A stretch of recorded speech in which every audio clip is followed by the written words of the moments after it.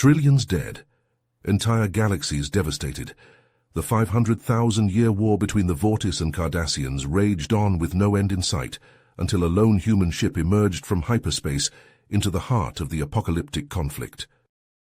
The USS Endeavour, carrying Earth's first expeditionary force to the Andromeda Galaxy, found itself caught in a crossfire of unfathomable proportions. Gargantuan Vortis and Cardassian warships exchanged volleys of world-shattering weapons as if in some macabre dance of destruction, their hulls pockmarked by eons of unending warfare. Private Isaac Simmons stared in awestruck horror as a Cardassian dreadnought effortlessly vaporized the human fleet's command ship with its opening salvo. The Endeavour's own weapons proved utterly ineffectual against the hyper-advanced alien vessels. All seemed lost for the hopelessly outmatched humans. As the crippled Endeavour spun out of control, reeling from the dreadnought's near miss, Isaac noticed a strange pattern in the sensor data. Despite possessing an overwhelming technological advantage, the Cardassians weren't actually trying to destroy the Vortis ships, merely disable them. An epiphany dawned on the young soldier. This was no war, but an elaborate and terribly deadly game. Fury overrode fear, as Isaac signaled the Vortis commander on all frequencies. "Xyloth, I am Private Isaac Simmons of the planet Earth. I demand to know, why has this insanity gone on for 500,000 years? What could possibly justify this scale of destruction?" The reptilian Vortis commander regarded Isaac with a mixture of bemusement and contempt. "You could not possibly fathom a conflict of this magnitude and history, human." Xyloth spoke slowly, as if to a child. "Our war has transcended its original purpose. It simply is we are locked in eternal stalemate with the Cardassians, a cosmic dance with no end. Your kind will rise and fall 1,000 times before our war runs its course." White-hot rage flooded Isaac's veins. This was no war, it was a farce. A 500,000-year travesty perpetuated by pettiness and pride. He would not stand for it. Earth would not stand for it. "Then we'll find a way to end it for you." Isaac snarled through the translator, the fire of human determination burning in his eyes. "We'll do what you and the Cardassians have failed to do for millennia. We will broker a peace whether you like it or not."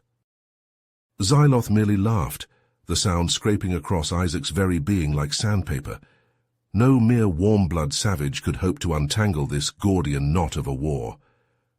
But Isaac swore on his very soul in that moment that humanity would end this senseless conflict, no matter the cost. They had to. The fate of multiple galaxies depended on it. The lines were drawn. The humans, brash newcomers to this dance of destruction, would clash head-on with the calcified pride and arrogance of the Vortis and Cardassians. The 500,000-year war was about to change forever, or humanity would die trying to end it. The metallic tang of recycled air assaulted Isaac's nostrils as he marched through the labyrinthine corridors of the Vortis command ship, his boots clanging against the alien alloy decks. The humans' eyes bulged as they tried to absorb the enormity of their surroundings. Vaulted ceilings soaring kilometers high, pulsating conduits as wide as city blocks, thrumming reactors that could power entire star systems. The sheer scale of Vortis engineering defied human comprehension. Isaac and his crew were dwarfed by the cavernous Grand Council chamber as they stepped before the assembled Vortis and Cardassian leadership. Emperor Xylox, an imposing figure clad in shimmering chromatic robes, stared down at the comparatively minuscule humans, flanked by a phalanx of Saurian guards. The Cardassian representatives, all chiseled features and harsh angles, glowered at Isaac with open contempt. Squaring his shoulders, Isaac launched into his well-rehearsed plea. "I come before you not as a conqueror, but as a concerned third party." His voice, amplified by the translator, echoed through the chamber with surprising strength. "Your war has raged for eons with no victor, only a mounting toll of destruction. It need not continue." "With respect, Emperor, it doesn't have to be," Isaac countered. "Imagine the heights your civilizations could reach if you diverted the vast energies of war towards science, art, philosophy. 500,000 years of conflict. Have you truly gained anything?"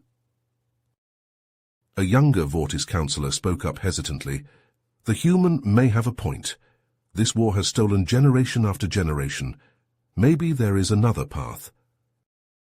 The Cardassian General Malak slammed an armored fist on the crystalline table. Cowards and traitors! You would let this primate sway you with honeyed words? Malak's accusation provoked a flurry of heated crosstalk, the council chambers devolving into a shouting match. Isaac sighed in frustration. Insults, recriminations, megalomania. This was getting nowhere. Xylox silenced the rabble with an ear-splitting roar. Enough! We will not be ruled by chaos in this chamber. He swiveled his horned head to transfix Isaac with a piercing stare. You think mere words can unravel the skein of our history? No, Isaac admitted, but I believe your own history can. I seek permission to access the Vortis archives, to learn the origins of— Denied, Xylox bellowed. You insult us enough by demanding we end our ancestral conflict. Now you wish to defile our most sacred records? Isaac remained unfazed. I don't wish to defile. I wish to understand. Believe me, I have no love for the Cardassians. But if peace is to be made, the roots of your enmity must be laid bare. A murmur rippled through the council. Isaac's crew, having slipped from the proceedings to mingle with the Vortis citizenry, had been busy spreading a very different narrative, one of reconciliation, not rancor. The whispers of peace grew louder. Xylox hardened his face. The balance was shifting before his very eyes. If he didn't grant the humans' request, the council may openly defy him. Very well, Isaac Simmons, he growled. You may have access to the archives. Tread carefully, and pray you do not regret this. Thus the human stepped into the ancient databanks, a repository of secrets 500,000 years old. As he pored over the esoteric texts and crumbling records, a very different picture of the war started to emerge, one that would shake the very foundations of Vortis and Cardassian society if brought to light. With each revelation, Isaac grew more convinced that the key to peace lay buried in the past. But powerful figures lurked in the shadows, hardline generals, industrial war barons, shadowy intelligence agencies, for whom peace was anathema. They would stop at nothing to sabotage Isaac's efforts and protect their apocalyptic conflict at any cost. Isaac's eyes burned from staring at holographic displays for hours on end. The Vortis archives stretched endlessly before him, a labyrinth of data cubes and crystalline memory banks. He rubbed his temples, fighting off exhaustion. Then he saw it, a flicker of an anomaly in the historical records. Isaac leaned in, enhancing the display. His heart raced as the pieces fell into place. But the evidence was irrefutable. The war between the Vortis and Cardassians was a lie, a fabrication, the product of an ancient alien race's twisted experiment. Isaac burst into the council chambers, interrupting heated negotiations. You need to see this, he panted, plugging a data crystal into the central hollow projector. The assembled Vortis and Cardassian leaders fell silent as images flickered to life. Alien beings unlike any they'd seen before, seeding primordial worlds, guiding evolution, sparking conflict. The progenitors, Isaac explained. They created you both, engineered you for war. But as Isaac laid out the evidence, disbelief turned to shock, then anger. Our entire history, a lie? A Cardassian diplomat sputtered. Shouts of denial and rage filled the chamber. Isaac raised his hands. Wait, don't you see? This is your chance to break free, to forge your own destiny. And what of our fallen? General Malak growled. Were their sacrifices meaningless? Isaac met his gaze. No, but continuing this war would be. You can honor them by building a future worth dying for. A ripple of agreement spread through the chamber, but not everyone was swayed. Cardassian General Zektar thumped his hand on the table. Weakness. The progenitors test us and you would have us fail? His supporters roared approval. The chamber devolved into shouting matches between hardliners and those open to peace. Suddenly alarms blared. A junior officer burst in. Cardassian ships are powering weapons. They're targeting us. Chaos erupted as Zektar's coup unfolded. Loyal Cardassians clashed with peace-seekers. Vortis scrambled to defend their ship. Isaac found himself in the thick of it, ducking energy blasts and rallying his human crew. "We didn't come this far to watch it all fall apart," he shouted. They fought alongside Vortis and Cardassian allies, vastly outgunned but refusing to give up. Isaac manned a defense turret, his hands shaking on unfamiliar controls as he returned fire against Zektar's ships. The battle raged across multiple decks of the massive Vortis vessel. Isaac's crew used their smaller size to their advantage, slipping through maintenance shafts to flank enemy positions. Just when all seemed lost, Xyloth's voice boomed over the comms. "Zektar, face me, coward! Let us end this as true warriors, blade to blade!" The fighting paused as Xyloth and Zektar met in ritual combat. Their duel was a blur of slashing talons and whip-like tails.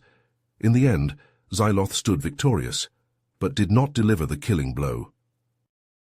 "Enough death," Xyloth declared. "We forge a new path together." With Zektar defeated, the hardliners' perseverance crumbled. In the days that followed, a historic peace accord was signed. As the Vortis and Cardassians began the long process of rebuilding, Isaac found himself restless. The progenitors' manipulations raised troubling questions. He approached Xyloth. "There could be other races out there, trapped in conflicts they don't understand. I need to find answers." Xyloth nodded gravely. "Then go, human. You've given us a chance at redemption, now seek your own truth." Isaac gazed out at the stars, wondering what other secrets lay hidden in the vast expanse of space. Whatever he found, he knew humanity's role in the galaxy had only just begun. Isaac stood before the newly formed Vortis Cardassian Directorate, his hands clenched at his sides. The massive chamber buzzed with tension as representatives from both species eyed each other warily. "I need your support for an expedition to Zendaru," Isaac said, his voice echoing through the cavernous space. "The progenitor outpost there could hold answers we desperately need." Murmurs rippled through the assembly. A Cardassian diplomat thumped his hand on the table. "Absolutely not. We've only just ended our war. Now you want us to waste resources chasing ghosts?" "Not ghosts," Isaac countered. "The progenitors were real. They shaped our civilizations for millennia. If they had that kind of power, what greater threats were they preparing for?" The chamber erupted into heated debate. Isaac's eyes darted from face to face, searching for any sign of support. He found it in Elder Nelma, a wizened Vortis whose scales had long since faded to a pale grey.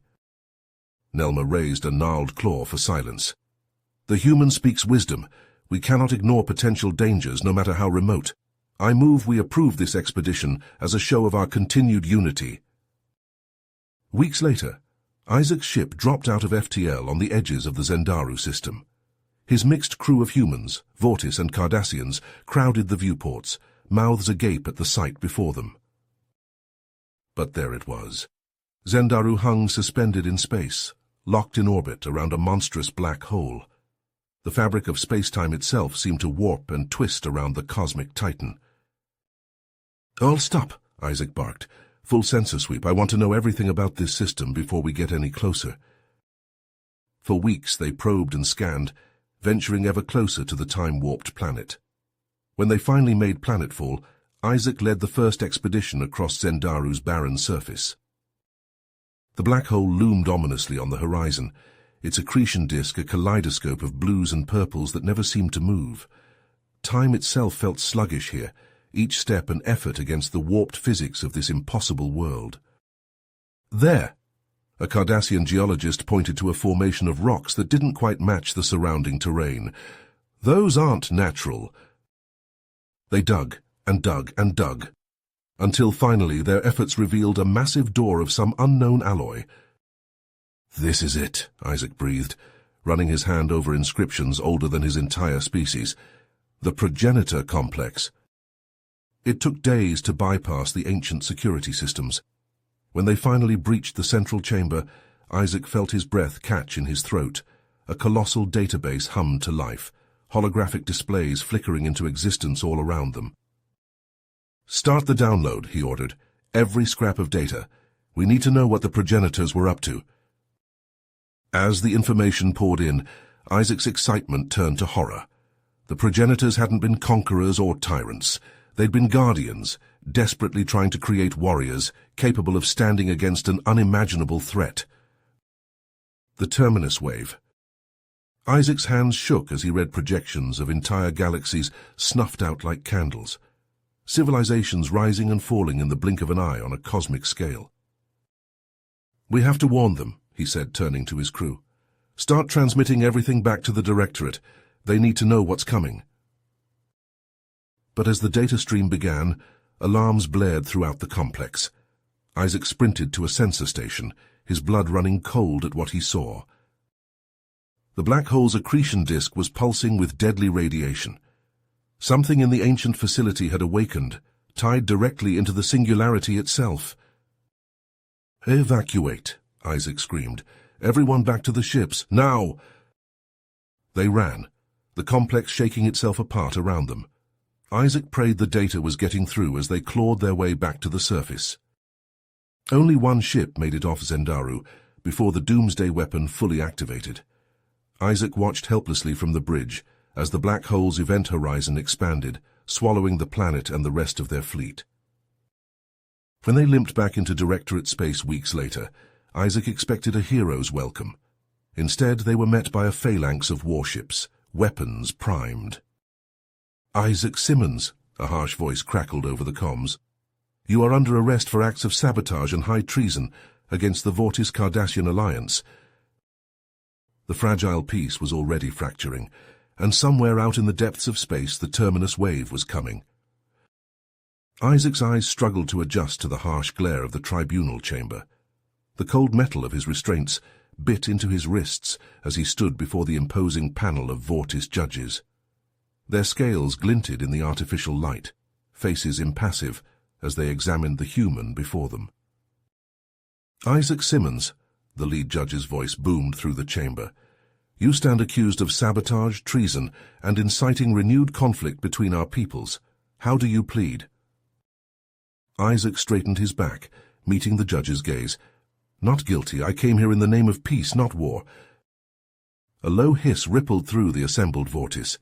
The lead judge tapped a claw on the bench, silencing the murmurs. "Present the evidence." A holographic display flickered to life, filling the air with fragmented data streams. Isaac recognized the corrupted transmissions from Zendaru, his heart sinking as he realized how damning they must appear out of context.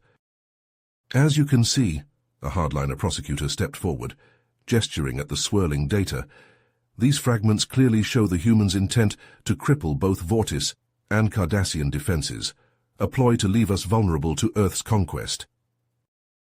Isaac shook his head vehemently. "No, that's not what happened at all. We discovered an ancient progenitor facility on Zendaru. There's a threat coming, the Terminus Wave. We were trying to warn you." The lead judge leaned forward. "And conveniently this facility was destroyed, leaving no evidence but your word." "The black hole expanded," Isaac explained, desperation creeping into his voice. "It swallowed everything, my team, our ships. We barely escaped with our lives." The hardliner prosecutor scoffed. "A fanciful tale, human, one that conveniently erases all proof of your treachery." Isaac opened his mouth to protest further, but the lead judge raised a claw. "We've heard enough. This tribunal finds Isaac Simmons." "Wait!" The chamber doors burst open. Elder Nelma strode in, her ancient scales pale but her eyes blazing with righteous fury. She clutched a data crystal in her gnarled claw. "This trial is a sham," Nelma declared, her voice cutting through the stunned silence. "I have proof of the real conspiracy." She inserted the crystal into a nearby console. The room filled with the crackle of intercepted communications. Isaac listened in growing horror as Cardassian hardliners detailed plans for a sneak attack on the Vortis homeworld, launched while he had been trapped on Zendaru. "Our own leadership colluded with these traitors," Nelma spat, gesturing at the shocked tribunal. "They fabricated charges against the human to reignite total war and cling to power." The chamber erupted into chaos. Shouts of denial and outrage filled the air. Nelma raised her voice above the din. I invoke the right of Thocreen. Let combat prove the truth." A hush fell over the assembly. The lead judge's scales paled. "You cannot be serious, Elder." Nelma's eyes glittered. "I am deadly serious, and I name Isaac Simmons as my Thohar champion." The hardliners burst into mocking laughter. "A human fighting the Thocreen, he'll be slaughtered." Nelma fixed them with the intense look. "Perhaps, or perhaps he'll prove that courage knows no species." She turned to Isaac. "What say you, human? Will you fight for us all?" Isaac swallowed hard, his mind racing. This was madness, and yet it might be his only chance to stop the coming apocalypse. He squared his shoulders and nodded. "I accept." The next week passed in a blur of brutal training. Nelma pushed Isaac to his absolute limits, drilling him in Vortis combat techniques that seemed impossible for a human body to replicate. His muscles screamed in protest, but he refused to give up. On the 7th day, Isaac stood at the entrance to the Kunkra arena. The roar of the crowd washed over him as he stepped onto the blood-stained sand. Across the arena, his opponent emerged, a mountain of scales and muscle named Morkath. Isaac said nothing, dropping into a fighting stance Nelma had taught him. The gong sounded and Morkath charged. What followed was a display of martial prowess that left the crowd breathless. Morkath's strength and speed were terrifying, but Isaac's smaller size and unorthodox style kept him just out of reach. Still, it was clear the human was outmatched. Morkath's tail whipped around, catching Isaac in the ribs. He felt something crack as he tumbled across the sand. The Vortis loomed over him, raising a massive claw for the killing blow. In that moment, Isaac's hand found the hidden pocket Nelma had sewn into his tunic. His fingers closed around the hilt of an ancient Vortis weapon, a disruption blade capable of penetrating energy shields. As Morkath's claw descended, Isaac rolled and thrust upward. The blade sliced through the Vortis's defenses, burying itself in his chest. Morkath's eyes widened in shock, then went dark as he collapsed. The arena fell silent. Then a single voice, Nelma's, rose in a victory cry. Others joined, the sound swelling until it shook the very foundations of the Vortis capital. True to their code, the hardliner regime ceded power to Nelma and her reformists. But the damage was already done. When they reached out to the Cardassians with the truth about the Terminus wave, they were met with bitter refusal. Isaac watched from the window of Nelma's war room as Vortis ships maneuvered in orbit, preparing for the civil war that now seemed inevitable. He clenched his fists, knowing that the real fight, to unite two fractured civilizations against an incomprehensible threat, had only just begun. Isaac stood at the viewport of Nelma's war room, watching Vortis ships engage in fierce combat overhead. The sky blazed with plasma fire as loyalist and rebel vessels clashed in low orbit. He turned to Nelma, her scales dulled with exhaustion. "We need to reach out to the Cardassians immediately," Isaac urged, "before this gets any worse." Nelma nodded, her claws tapping a rapid sequence on the holographic display. "Hailing frequencies open." The screen flickered to life, revealing the scowling visage of the Cardassian leadership. Isaac stepped forward. "Please, we must discuss." "And there is nothing to discuss, human," the Cardassian leader snarled, cutting him off. "Your lies about this Terminus wave have thrown our world into chaos. We will not be deceived again." The transmission cut out abruptly. Isaac smacked his palm on the console in frustration. Outside, the sounds of conflict grew louder. Isaac and Nelma rushed to the balcony overlooking the capital city. Throngs of angry Vortis filled the streets, their scales flashing warning colors as they chanted. Nelma's guards struggled to hold back the surging crowd. In the distance, Isaac saw flashes of weapons fire. A rebel Vortis cruiser hung low in the sky, its guns trained on the government district. "We're losing control," Nelma said, her voice tight. "My own people." Before Isaac could respond, the air split with the thunderous crack of orbital bombardment. The rebel cruiser exploded in a brilliant fireball, scattering debris across the cityscape. Loyalist fighters screamed past, engaging the enemy. Elder Nelma, a breathless aide, burst into the room. Hardline military factions have seized control of the Krellner shipyards. They're amassing a fleet. Isaac's mind raced. They needed allies fast. His eyes fell on a star chart settling on a distant system. "The Indy," he muttered. "It's our only shot." He turned to Nelma. "I need your fastest stealth ship. I'm going to get us help." Hours later, Isaac eased the sleek Vortis vessel out of hyperspace, the alien geometries of the Indy homeworld looming before him. As he approached, a swarm of defense platforms locked onto his ship. "Unidentified vessel," a cold synthetic voice crackled over the comms. "You have entered restricted space. Power down and prepare to be boarded." Isaac's fingers flew over the controls, initiating a complex series of data transmissions. Fabricated security clearances and falsified intelligence reports flooded the Indy systems. "Negative," he responded. "I have urgent information for the High Ministers. Check your databanks." Long seconds ticked by. Finally, the defense grid powered down. "Proceed to Docking Bay 7, the voice instructed, a note of confusion evident. Isaac allowed himself a small smile as he guided the ship in. Now came the hard part. The negotiations dragged on for days. Isaac argued, pleaded, and cajoled. He presented the fragmentary data from Zendaru, weaving a compelling narrative of galactic peril. "The terminus wave is coming," he insisted to the assembled Indy ministers. "If we don't unite, all our civilizations will fall." Finally, after what felt like endless deliberation, the Indy High Minister rose. "We find your arguments persuasive, human. We will dispatch a fleet to stabilize the conflict." Isaac sagged with relief. He just hoped it would be enough.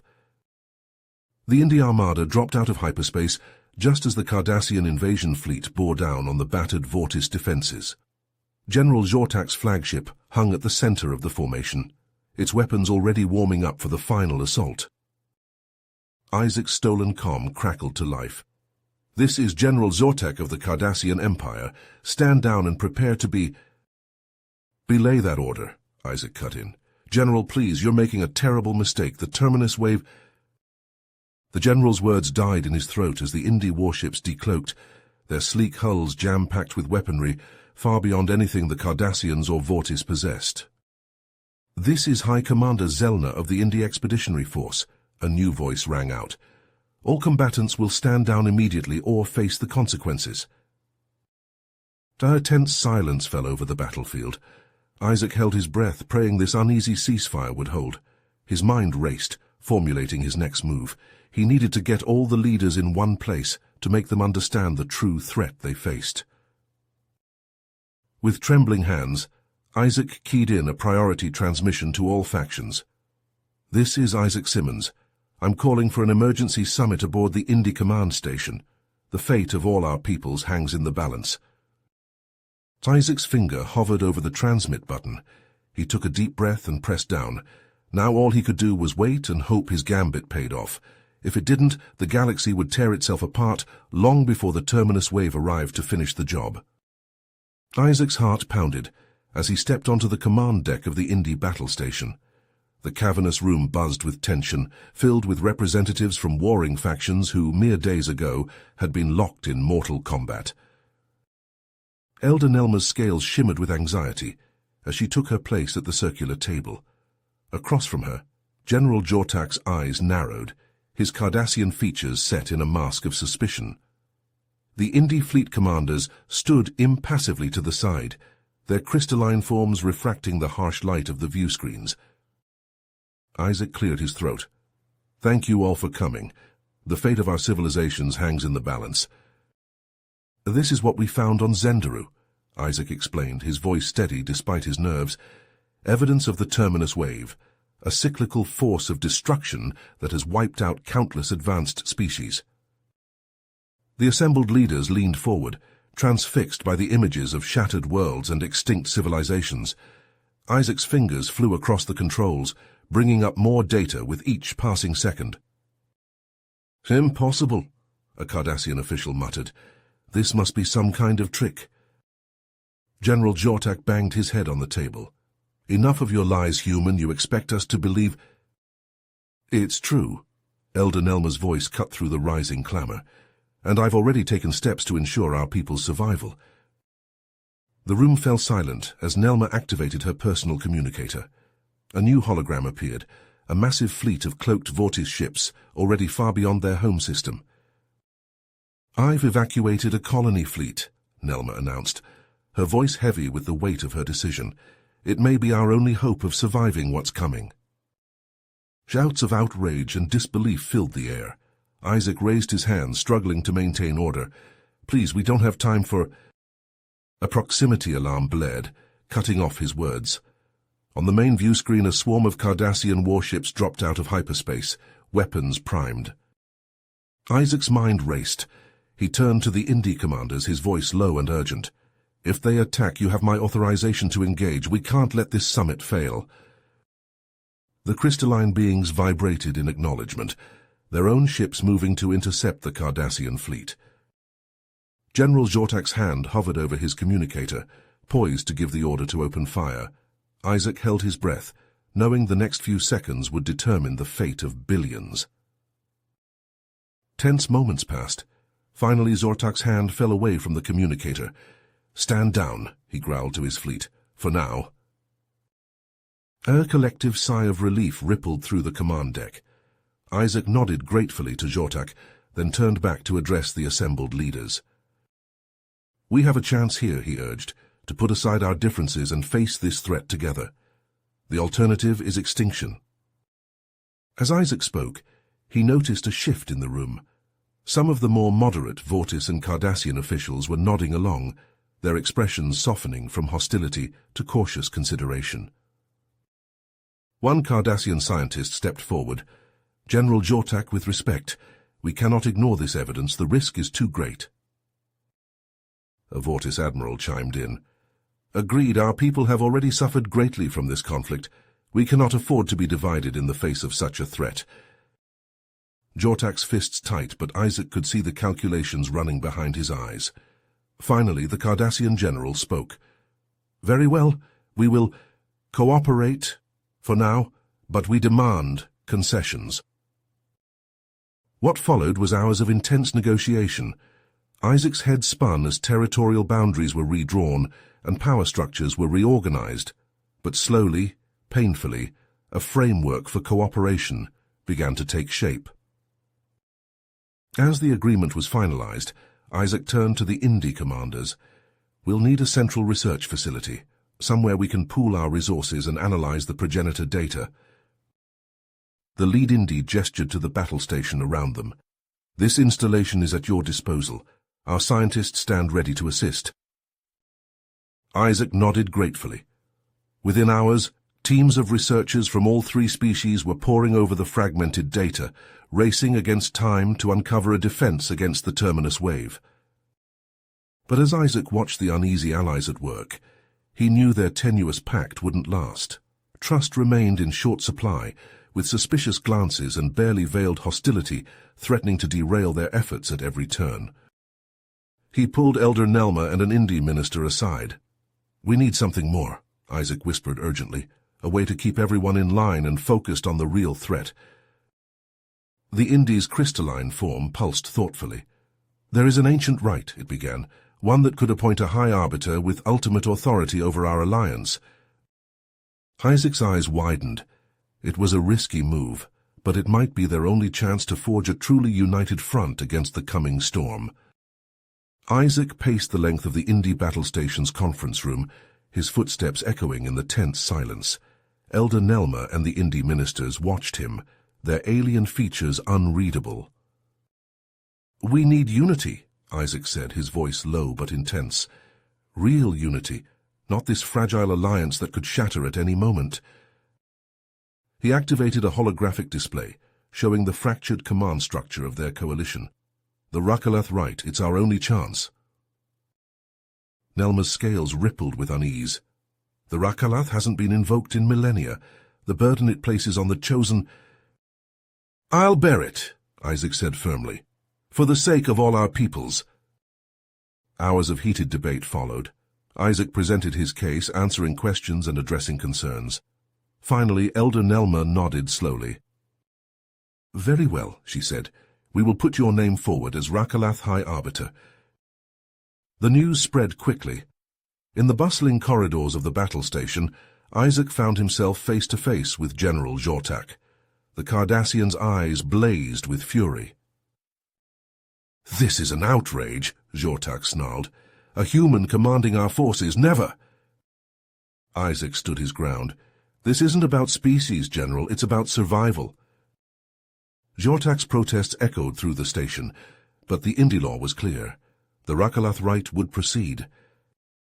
In a dimly lit chamber deep within the battle station, Isaac stood before a circle of robed Indy priests.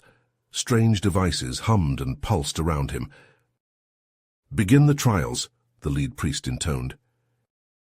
Searing pain lanced through Isaac's mind. He gasped, struggling to stay upright as alien memories and sensations flooded his consciousness. He saw worlds burn, civilizations crumble, the relentless march of the terminus wave across countless galaxies. Isaac's body convulsed as unknown chemicals coursed through his veins. His vision swam, reality bending and twisting around him. Through it all, a single question burned in his mind. How far would he go to save them all? Hours passed, or was it days? Isaac lost all sense of time as the Rakalath Rite pushed him to his limits and beyond. Finally, mercifully, it ended. Isaac opened his eyes, his body drenched in sweat, his mind forever changed. The Indy priests bowed low. Rise, High Arbiter, they said in unison. Isaac stood on shaky legs, feeling the weight of his new authority settle upon him. A cadre of Indy knights, their crystalline armor gleaming, stepped forward and knelt before him. We are yours to command, High Arbiter, their leader said. Isaac wasted no time. He strode into the command center, flanked by his Indy guardians. With swift, decisive orders, he began reshaping the Alliance's structure. Jortak's face contorted with rage. You dare— I dare, Isaac cut him off. Any further insubordination will be met with immediate disciplinary action. In the following weeks, Isaac threw himself into the work. He pored over progenitor data, consulted with scientists from all three species, and pushed for breakthroughs. One day, a team of researchers burst into his office, their eyes wide with excitement. They spread out a series of complex schematics on his desk. High Arbiter, the lead scientist said breathlessly. We've done it. Theoretical designs for temporally shielded stasis shelters. If we can build these— Isaac studied the plans, his heart racing. This could be the key to saving countless lives. Across the room, General Jortak's face darkened as he realized the implications. The Cardassian turned and stalked out of the office, his fists clenched at his sides. Later that night, Jortak huddled in a secluded corner of the station, speaking in hushed tones with a group of like-minded officers. We cannot allow this to continue, Jortak hissed. The human must be stopped. Our future is at stake. As the conspirators plotted, Isaac stood in his private quarters, gazing out at the stars. His mind raced with possibilities and dangers. We need more, he muttered to himself. The shelters aren't enough. We need to stop the wave itself. He activated his comm unit. Prepare a ship and assemble a research team. We're going back to the progenitor archive. Unknown to Isaac, as he made his preparations, a Cardassian long-range transmitter pulsed with an encoded message. General Jortak's hunter-killer units were already on the move, ready to spring their trap. Isaac's fingers flew across the holographic interface, selecting names from the roster of Alliance scientists. Dr. Carell, a Vortis xenobiologist; Tara Ven, Cardassian weapons expert; Crystalline Entity 47 Beta, master of Indy quantum mechanics. One by one, he built his team for the perilous return to Zendaru. This is madness, Elder Nelma hissed, her scales rippling with agitation. The radiation alone. We have no choice, Isaac cut her off, his voice firm. The answers we need are buried in that archive. I won't let fear hold us back. Days later, Isaac stood on the bridge of the indomitable flagship of the expedition fleet. Through the view screen, the accretion disk of Zendaru's black hole churned with deadly energies. "Shields at maximum," the Indy helmsman reported. "Entering radiation belt in 3, 2, 1. The ship shuddered violently as they plunged into the maelstrom. Alarms blared. Isaac gripped the command chair, willing the fleet to hold together. Hours crawled by as they navigated the treacherous descent. Finally, the barren surface of Zendaru loomed before them. Isaac led the first shuttle down, touching down amid the alien ruins. As teams fanned out to secure the perimeter, Isaac's breath caught in his throat. The once pristine progenitor facility lay in ruins. Entire sections collapsed or fused into impenetrable masses. Isaac's eyebrows furrowed. "We'll have to split up. Alpha team with me, Beta team take the eastern wing. Work fast, people." Unaware of the Cardassian assassins closing in, Isaac led his team deep into the heart of the archive. They navigated twisting corridors of alien metal until they reached a vast chamber filled with pulsing holographic displays. "It's star charts?" Dr. Carell muttered, her tendrils waving in confusion. Isaac's eyes widened as he took in the scope of the data. "No, it's so much more. Look at the timescale." The team huddled around the central console, lost in wonder, as billions of years of galactic history unfolded before them. Isaac's fingers danced across the controls, searching for patterns. "There," he shouted, highlighting a series of data points. "You see it? Wave after wave of extinctions, moving across the cosmos like a galactic heartbeat," Tara Venn whispered, her voice filled with awe and dread. In another section of the facility, Beta Team made their own startling discovery. Ancient schematics flickered to life, depicting technology beyond their wildest dreams. "Some kind of temporal stasis," the lead scientist muttered, struggling to comprehend the concepts before him. A deafening explosion rocked the facility. Dust and debris rained down as portions of the ceiling collapsed. Isaac stumbled, nearly falling into a gaping chasm that had opened at his feet. "We're under attack," a security officer shouted through the comms. "Cardassian commandos, they've breached." They sprinted through crumbling corridors, the sounds of battle echoing all around them. A Cardassian commando materialized from the shadows, wielding a weapon that crackled with impossible energies. Isaac ducked as the air itself seemed to tear apart where the weapon discharged. He watched in horror as a section of wall simply ceased to exist, reduced to its component atoms. "Go," he shouted to his team. "I'll hold them off." Isaac snatched up a fallen weapon, praying he could buy enough time for his people to reach safety. The fate of billions hung in the balance, and he would be damned if he let Jortak's madness doom them all.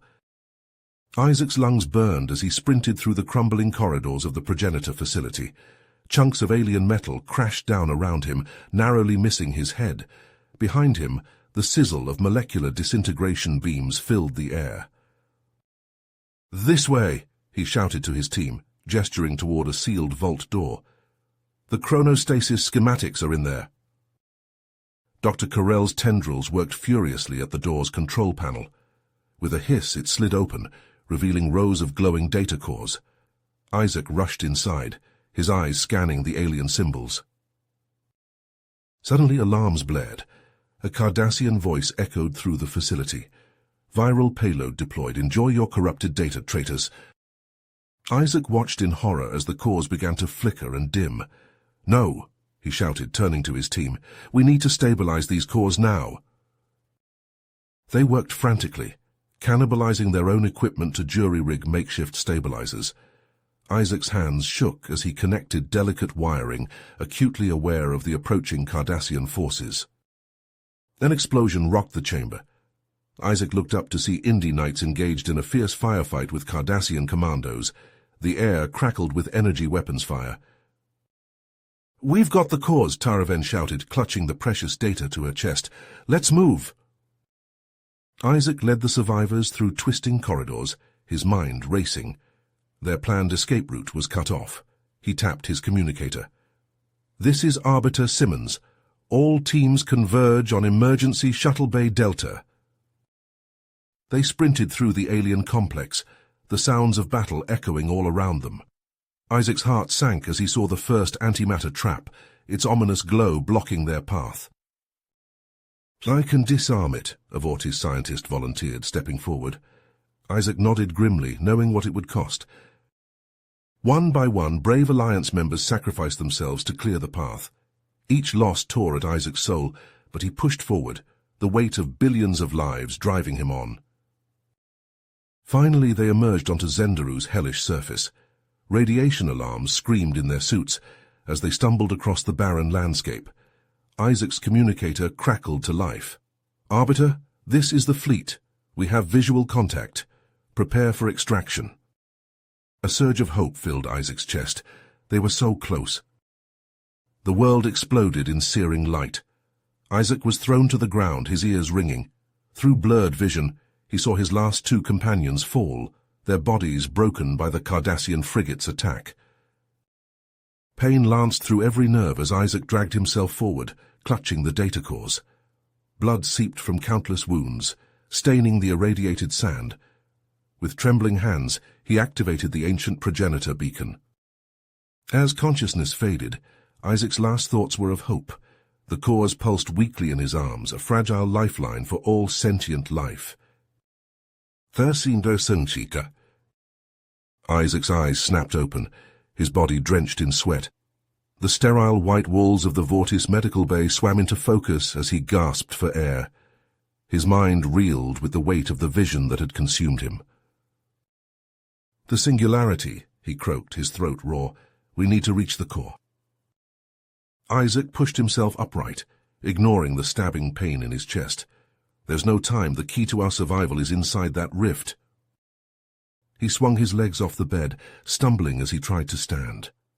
A Vortis medic rushed to support him, but Isaac waved him away. "Get me to the command center," he ordered, his voice growing stronger. "Now!" Minutes later, Isaac stood before a holographic display of the Korova rift, its swirling energies casting an eerie glow across the faces of the gathered scientists and military leaders. He input a series of complex equations, his fingers flying across the interface. "There," he said, highlighting a specific region of the anomaly. "An ultra-dense stasis bubble formed eons ago at the event horizon. It's the temporal anchor we need." Dr. Carell, her tentacles writhing with agitation, stepped forward. "Arbiter, with all due respect, what you're proposing is suicide. The gravitational forces alone would tear any ship apart." Isaac's eyes blazed with intensity. "We have no choice. This is our only shot at harnessing enough power to shield entire worlds from the terminus wave." Elder Nelma's scales rippled as she considered the proposal. After a long moment, she nodded. "Assemble a strike team. We leave in 1 hour." The launch bay thrummed with nervous energy as Isaac climbed aboard the experimental craft. Barux, the hulking Vortis champion, ducked his head to fit through the hatch. Arana, the lithe Indie knight, was already strapped into her harness, her crystalline armor glinting in the harsh light. Borux's gravelly laugh filled the cramped cockpit. "And miss a chance to spit in the eye of a black hole? Never." The bay doors slid open, revealing the nightmarish expanse of the Korova rift. Isaac took a deep breath and engaged the engines. They shot forward, plunging into the maelstrom. Alarms blared as the ship bucked and shuddered. Through the viewscreen, Isaac watched in horror as other craft were swallowed by the rift's furious energies. He gritted his teeth, making minute adjustments to their trajectory. "Hold on!" he shouted as they skimmed the very edge of the singularity. The craft groaned, threatening to tear itself apart. Suddenly, Isaac's instruments flared to life. "There, a breach point." He angled the ship towards the infinitesimal opening, knowing they would have only nanoseconds to make it through. Time seemed to stretch as they hurtled towards the singularity's maw. "Brace for impact," Isaac yelled. A blinding flash engulfed them. Isaac felt his body being pulled in 1,000 directions at once. Then, abruptly, stillness. They emerged into a realm that defied description. Twisted vortices of energy surrounded them. reality itself seeming to bend and warp. Their craft hung motionless, frozen in an instant of time. Mere meters away, an alien structure pulsed with otherworldly power, the progenitor staging fabricator. "We made it," Arana whispered, her voice filled with awe. But their triumph was short-lived. Warnings flashed across the ship's displays as their shielding began to fail. "Move," Isaac ordered, unstrapping himself. "We need to reach that terminal before we're torn apart." They scrambled out of the craft, fighting against the bizarre physics of this pocket universe. Isaac's mind raced as he input the stasis matrix algorithms into the alien console. A surge of energy erupted from the fabricator. Isaac's heart soared as he watched the readouts. The uplink was established. They had done it. But their victory was tempered by the knowledge that they were now trapped, cut off from the normal flow of space-time. And beyond the safety of their fragile bubble, an implacable enemy was closing in. "We need to find a way back," Isaac said, his voice tight with urgency, "or everything we've accomplished here will be for nothing." Borax hefted his weapon, his eyes scanning the twisted landscape. "Then let's not waste any time. The hunt begins." The hunt for survival took an unexpected turn as a swarm of Cardassian warships burst from warp, their weapons blazing. The sanctuary shuddered under the onslaught, plasma torpedoes raking across its shields. Inside the experimental craft, alarms blared. Isaac's fingers flew across the controls, fighting to keep them stable within the roiling energies of the singularity. The Indy Knight's crystalline armor glinted as she reached for the quantum entanglement array. "Initializing pan-dimensional harmonic lock. Now!" A searing white light engulfed them. Isaac felt his body dissolve, his consciousness stretching across vast distances. When his vision cleared, he found himself standing in a sea of pulsing data streams. "We're in," Borax rumbled, his massive frame now a swirling collection of data points. They pushed forward through the alien matrix, brushing aside firewalls that crumbled at their touch. Isaac's mind raced, interpreting the complex progenitor code. "There," he called out, pointing to a glowing nexus. "The anchor command prompts." As Isaac and Arana began the upload sequence, Borax let out a bellow of warning. A wave of corrupted data crashed against them, nearly overwhelming their defenses. "Ozara's cyber assault teams," Arana hissed. "They've breached the outer layers." Borax planted his feet, becoming a bulwark against the digital onslaught. "Focus on the upload. I'll hold them back." Isaac's fingers danced across ethereal keyboards, initializing subroutines faster than he could consciously process. Arana's movements mirrored his, their actions perfectly synchronized. Just as the final command prompt flickered to life, Arana cried out in alarm, "Isaac, the virus!" The world exploded. Isaac felt himself torn apart, scattered across endless data streams. He tumbled through cascading algorithms, fighting to maintain coherence. Fragments of his consciousness brushed against defensive subroutines, each contact a jolt of pain. He pushed through the chaos, searching desperately for anything familiar. Then he saw it, a glimmer of alien code pulsing with latent power. Isaac reached out, grasping the progenitor schism algorithm. With the last of his strength, he twisted it, reshaping its purpose. "Borax Arana," he called out into the digital void, "follow my signal." The algorithm flared to life, a beacon cutting through the noise. Isaac felt the others coalesce around him, their fragmented selves slowly reassembling. "The virus," Arana gasped as she solidified. "It's tearing the matrix apart." They unleashed the schism, its energies rippling outward. The Cardassian virus writhed, its malicious code unraveling under the assault. With the virus neutralized, Isaac surged toward the stasis controls. Time was running out. He could feel their connection to their physical bodies weakening. His hand hovered over the lockdown trigger. One press and billions of lives would be cast into temporal stasis. Isaac took a deep breath and activated the sequence. Energy coursed through the entire sanctuary. Isaac watched as shimmering fields expanded outward, engulfing planets and ships alike. The Cardassian fleet hung motionless, caught in the edge of the effect. They plunged back through layers of collapsing data, emerging into their physical bodies with a jolt. Isaac's hands flew to the controls, disengaging from the Singularity's pull. As they rocketed clear of the rift, Isaac caught a final glimpse of the sanctuary. It shimmered, seeming to fold in on itself as it phased out of normal space-time. They had done it. The Alliance was safe for now. But as Isaac looked out at the stars, he saw the first tendrils of the terminus wave creeping across the void, and in the distance, General Ozara's remaining ships hung suspended in the strange hybrid zones spawned by the stasis field's activation. The true battle for survival was only beginning.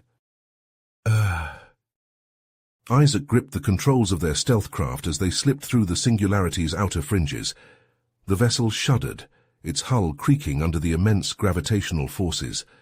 Ahead loomed the colossal Progenitor Forge station, its alien architecture a stark contrast to the swirling chaos of the void. "Docking sequence initiated," Barux rumbled, his massive fingers dancing across the holographic interface. With barely a sound, their craft latched onto the forge's outer hull. Isaac exhaled slowly, his eyes scanning the readouts. "No alarms, we're clear." They moved swiftly through the airlock, the forge's cavernous interior stretching before them. Cardassian voices echoed in the distance, urgent and focused. "Split up," Isaac whispered. "Arana, tap into their systems. Borax with me." As Arana melted into the shadows, Isaac and Borax crept towards the central fabrication chambers. They ducked behind massive alien machinery as Cardassian patrols marched past, their boots clanging on metal grates. The main Cosmo-Reamer dominated the chamber, a behemoth of twisting conduits and pulsing energy fields. Isaac's eyes widened as he took in its scale. "That's our target," he breathed. As Isaac pulled out his sabotage equipment, a piercing shriek cut through the air. Arana's voice filled their comms, distorted and frantic. "Cyber attack! Can't hold them!" Isaac's fingers flew as he worked to rig the containment field overload. Sweat beaded on his forehead as Cardassian shouts grew closer. Suddenly a surge of energy washed over them. Arana's digital form expanded, a towering colossus of data overwhelming the forge's systems. Borax hefted the gravimetric mines, hurling them at the Reamer's crystalline arrays. The devices latched on, pulsing with ominous energy. A blinding flash erupted as the arrays imploded. The Reamer's containment field collapsed, unleashing a storm of raw energy. Alarms blared as the chain reaction spread through the forge. "Run!" Isaac shouted, sprinting for their craft. Borax lumbered behind him, smashing through debris. They reached the airlock just as a wave of superheated plasma engulfed the chamber.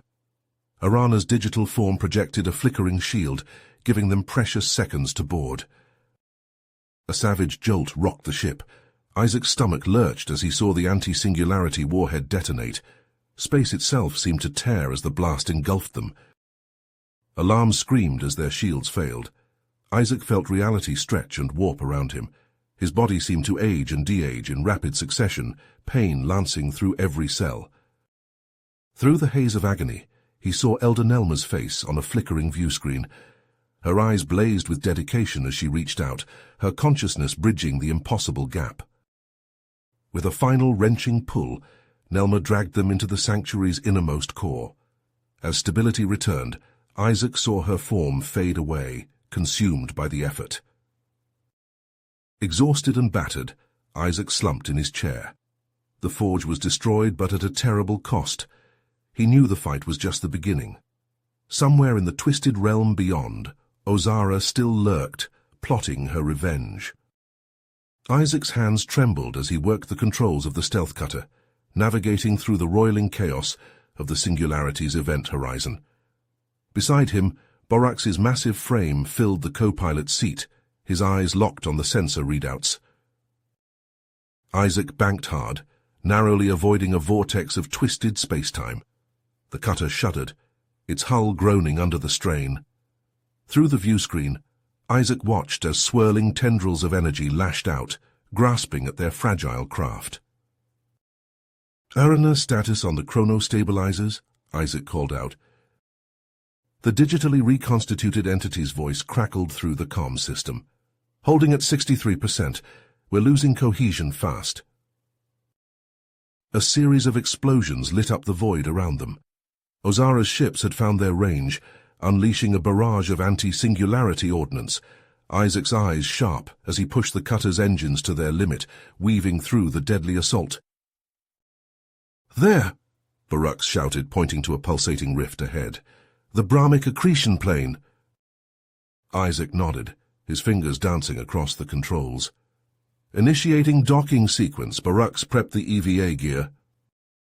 As they approached the Singularity rig's chrono-manifold, Isaac felt a chill run down his spine. The very fabric of reality seemed to warp and twist around the massive structure.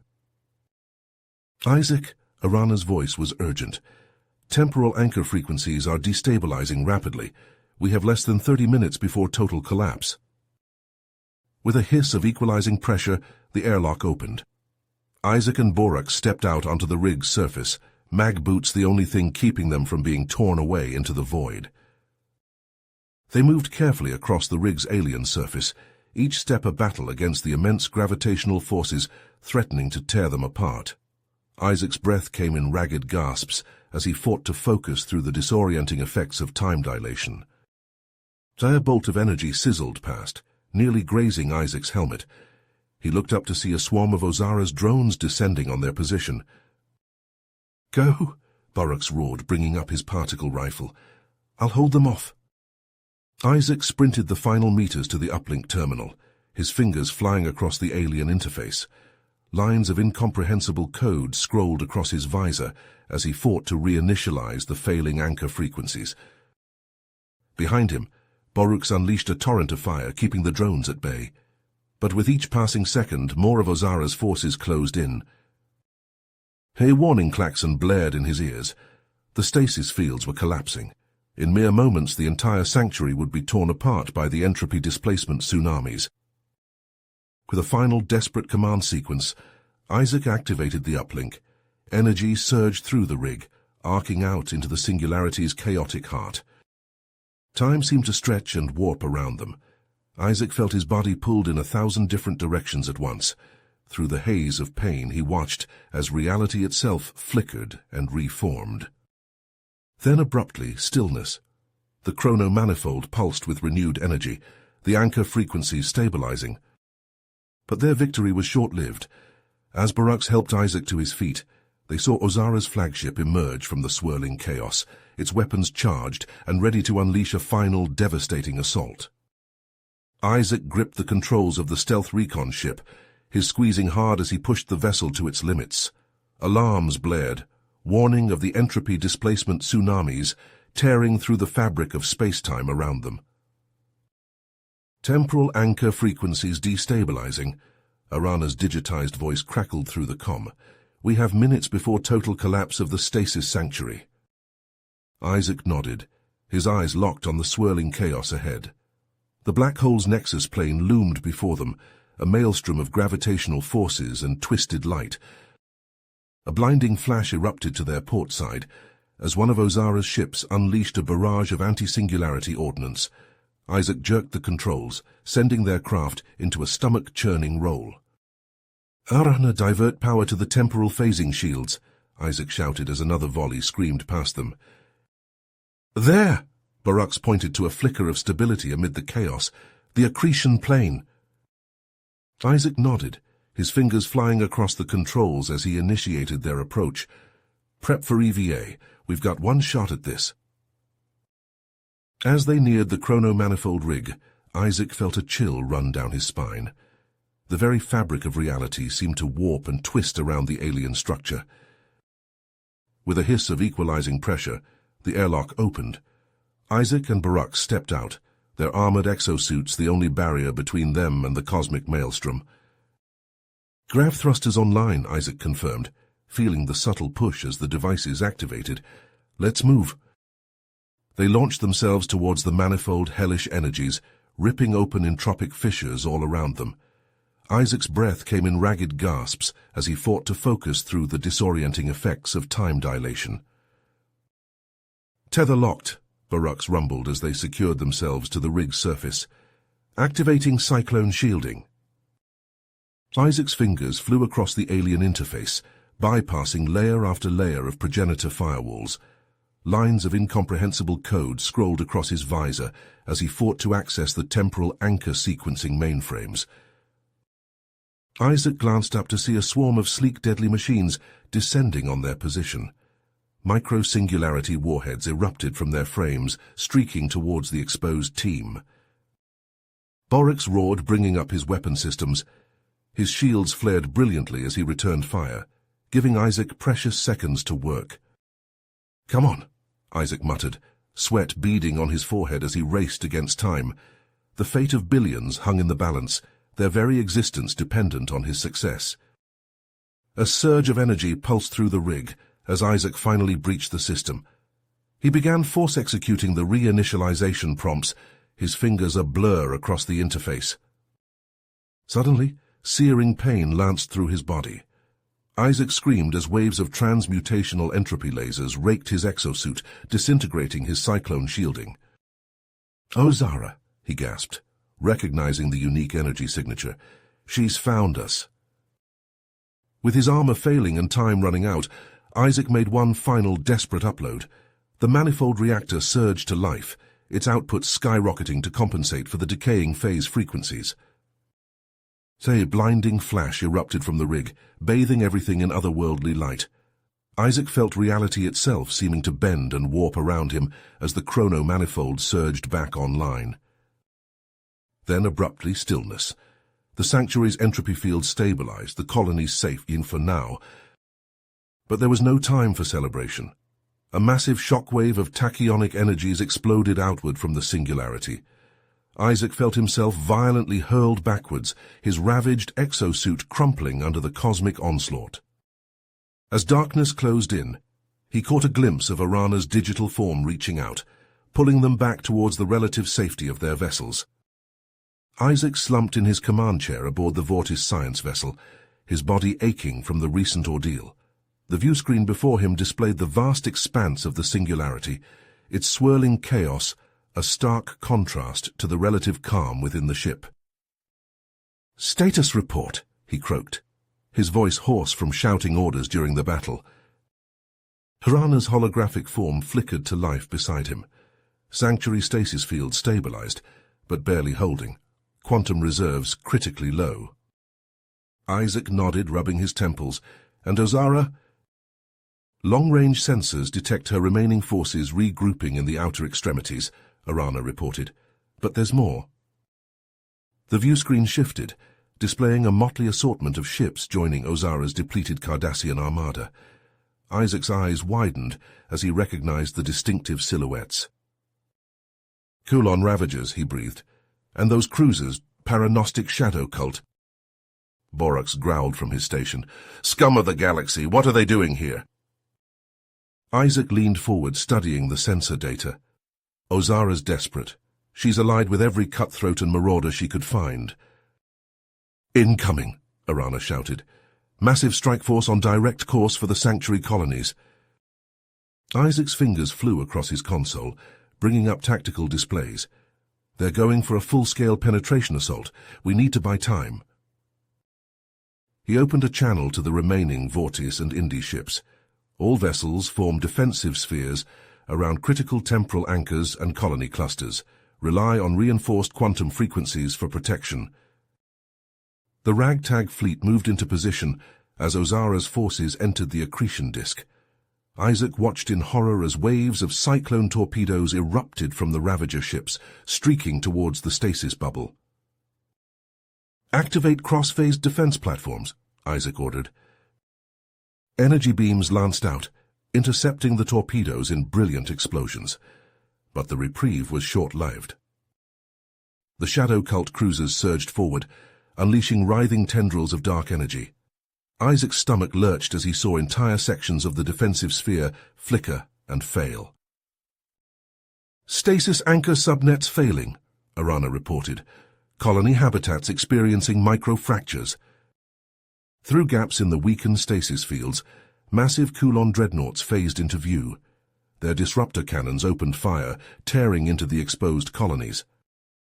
"Hull breaches detected in multiple habitats," Borux growled. "We're losing them." Isaac's mind raced, searching for a solution. Suddenly, a memory surfaced, an obscure Vortis protocol he'd studied years ago. "Arana, access quantum resonance archives," he commanded. "Recalibrate all surplus megacycle capacitors for harmonic blue fire radiation pulses." "Isaac, that's incredibly dangerous," Arana warned. "The power required—" "Just do it," Isaac snapped. The ship hummed with building energy as the capacitors charged. Isaac's fingers hovered over the activation key, sweat beading on his brow. A wave of shimmering blue energy exploded outward, engulfing the entire battlefield. The invading ships writhed in its grip, caught in a web of anti-entropic resonance. Isaac watched in awe as Ravager and Shadow Cult vessels were violently expelled from the stasis zone. Some simply vanished, while others shattered into fractal patterns of disintegrating matter. As quickly as it began, the onslaught was over. The remaining enemy ships turned tail, limping away in retreat. But the victory was bittersweet. Warning indicators flashed across Isaac's console, showing critical power levels throughout the sanctuary. "Quantum reserves nearly depleted," Arana reported grimly. "Stasis bubble compression matrices failing. We have days at most before total system collapse." Isaac closed his eyes, the weight of billions of lives pressing down on him. He knew the brutal choice that lay ahead: sacrifice the outlying colonies to save the core, or risk everything on one last daring plan. Isaac's fingers trembled on the control console as he plotted their suicidal trajectory. The black hole's immense gravity well loomed before them, a ravenous maw ready to devour anything that strayed too close.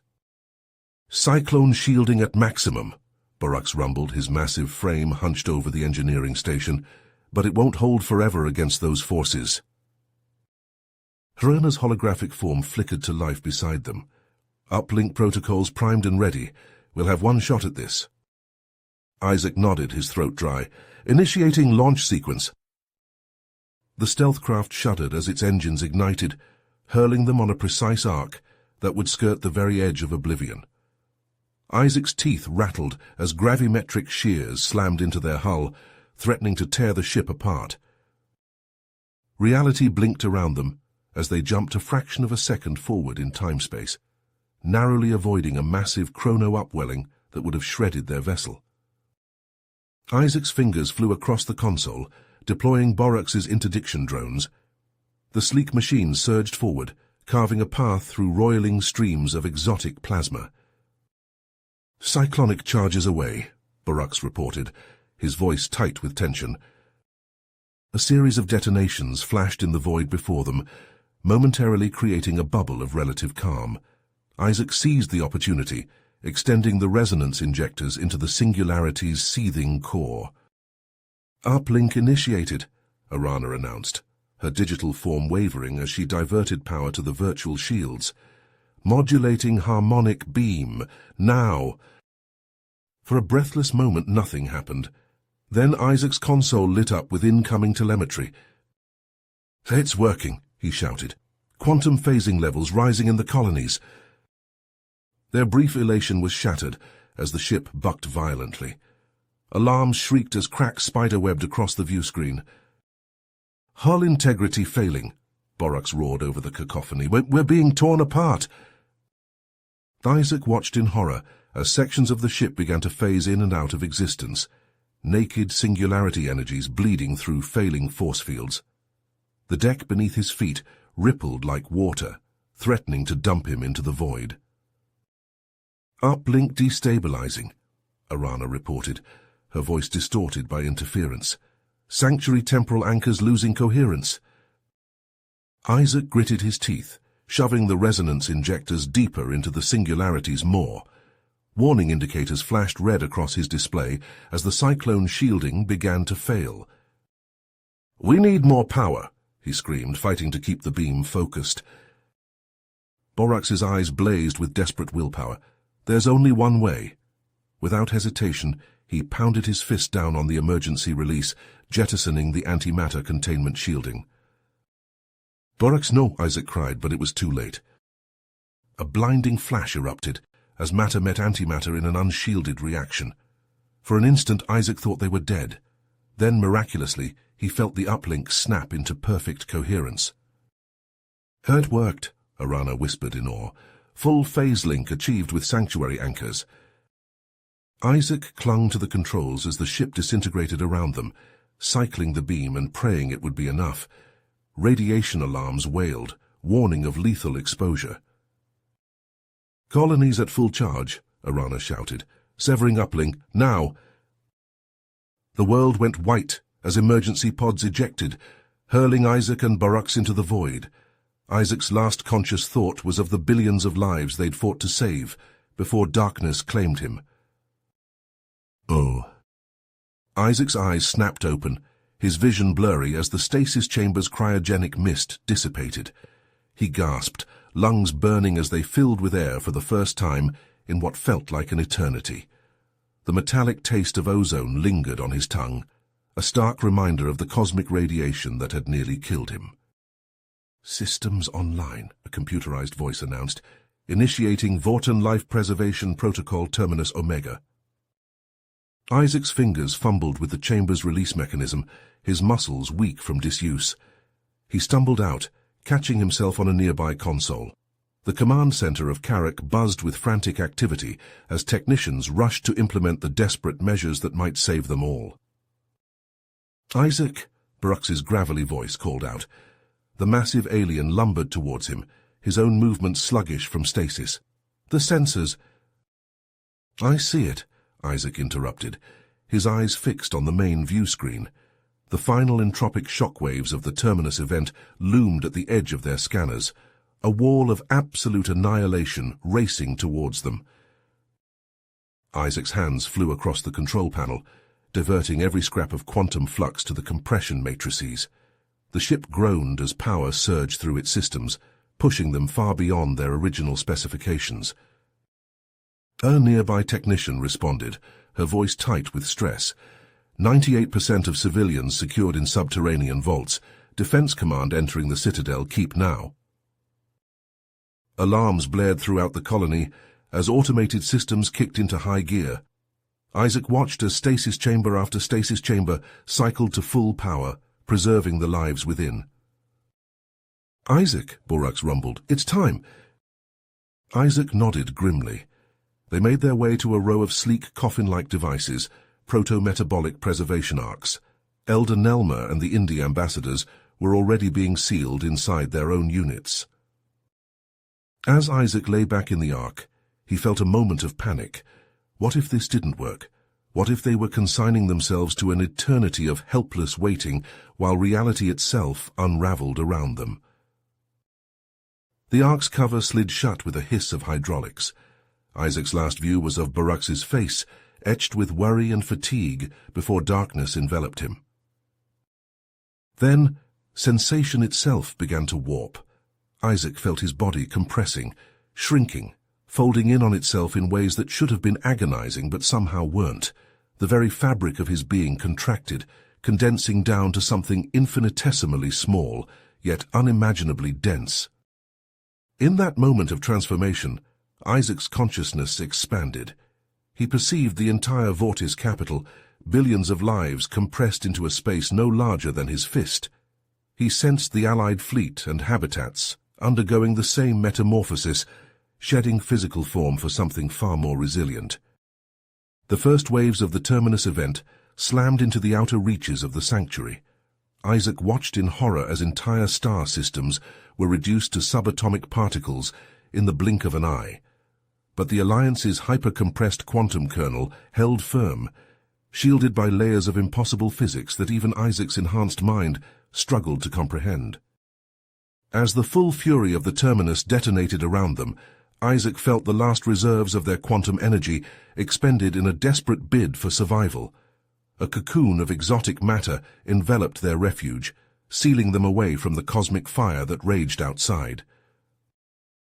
But even as relief washed over him, Isaac sensed the first hairline fractures forming in their defenses, microscopic at first, but growing, spreading, weakening the very foundations of their pocket universe.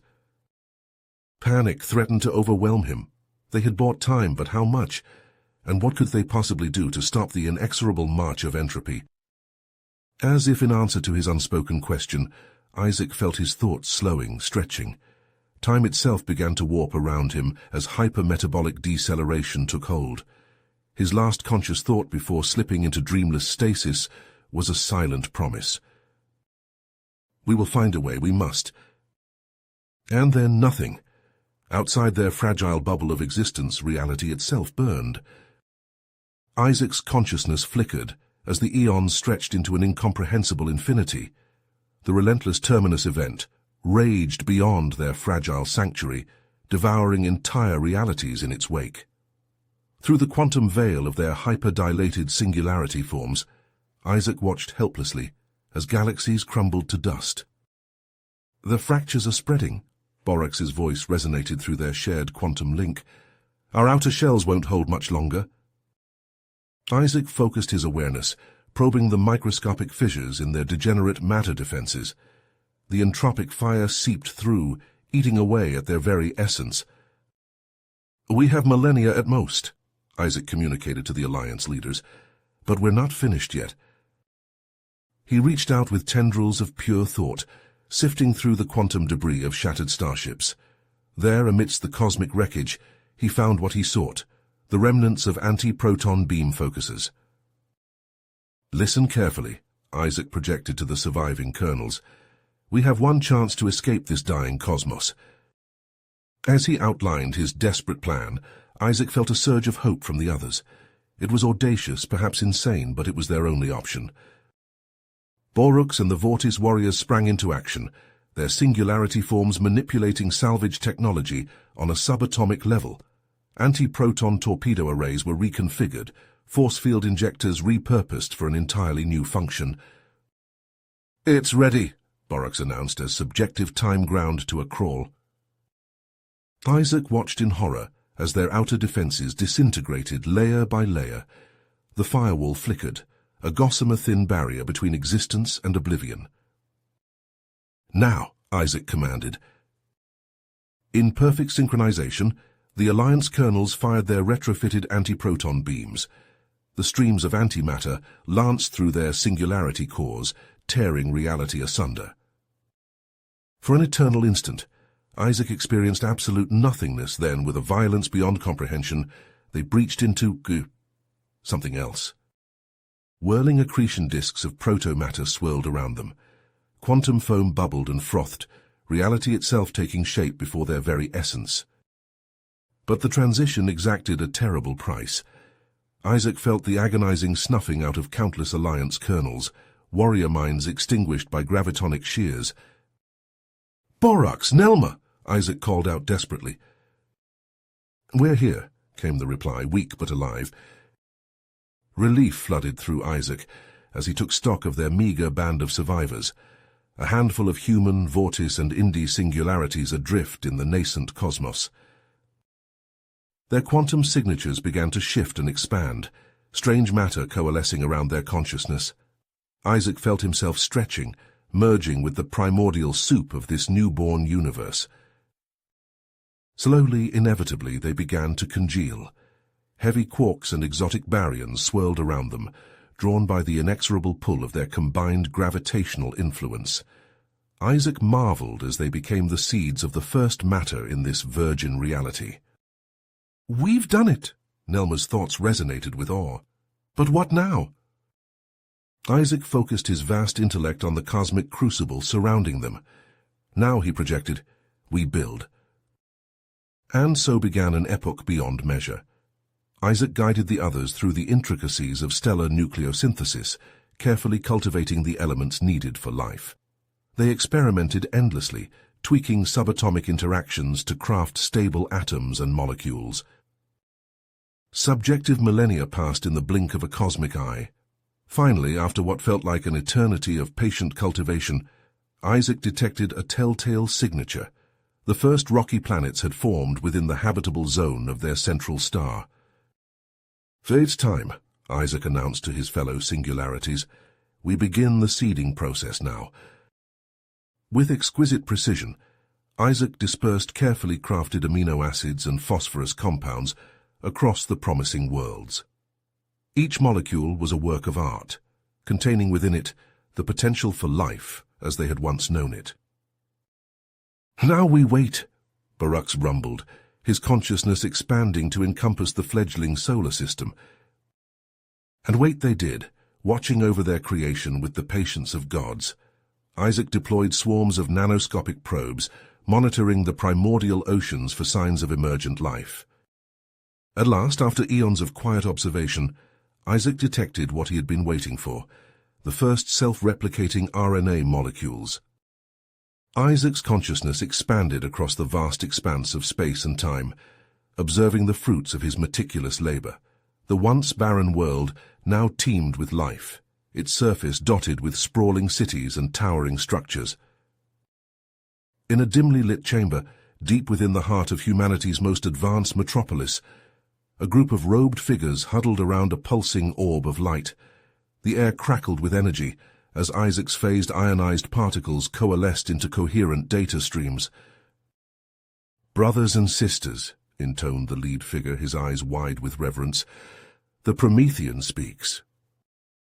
The assembled thinkers fell to their knees as complex mathematical formulas and diagrams flashed across the orb's surface. One by one, they approached, pressing their hands against the glowing sphere and gasping as knowledge flooded their minds. "The secrets of the atom," whispered a young woman, her fingers tracing invisible patterns in the air. "I see it now, the building blocks of all matter." Across the planet, similar scenes unfolded. In Vortis territories, warriors chanted ancient battle hymns as they forged ever more deadly weapons. Borax's influence guided their hands, leading them to discoveries that would have taken millennia to achieve on their own. Meanwhile, in secluded Indi monasteries, philosopher priests pored over star charts and complex calculations. Nelma's subtle promptings steered their thoughts toward the fundamental laws of the cosmos. Decades passed in the blink of an eye for Isaac. He watched as human cities grew ever larger, belching smoke from countless factories. The night sky lit up with the glow of electric lights, a testament to humanity's mastery over nature. In a secret laboratory beneath the capital, scientists huddled around a device unlike any the world had seen before.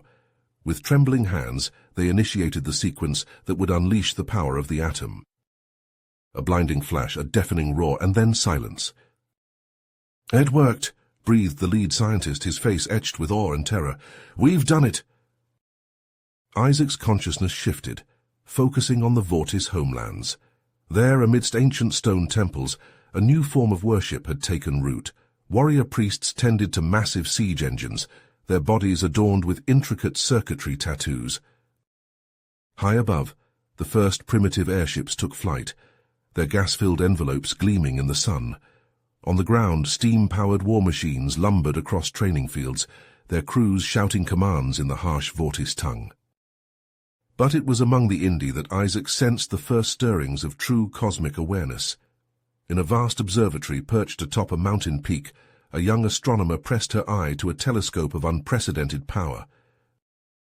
"There!" she cried, her voice trembling with excitement.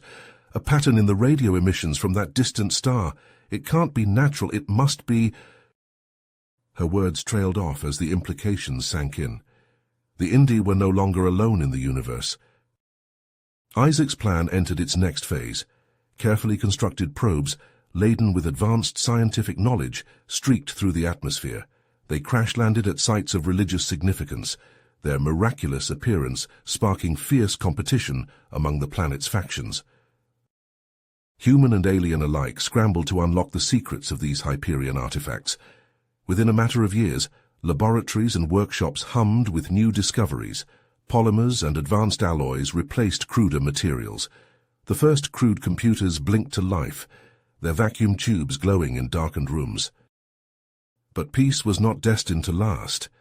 Isaac watched as tensions between the Vortis states reached a breaking point.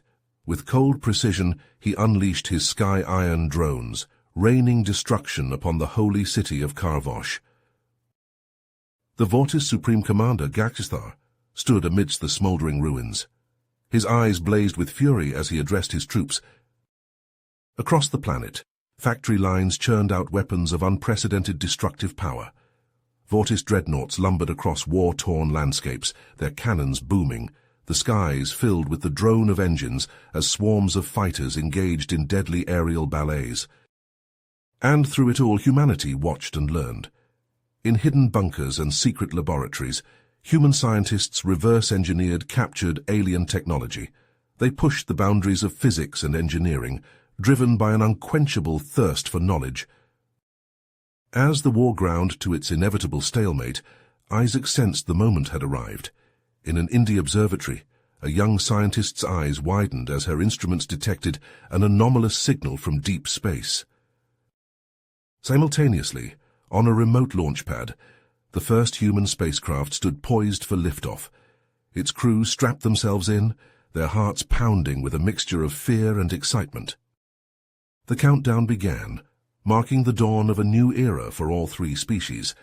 Isaac's consciousness expanded, ready to guide them on the next stage of their journey to the stars.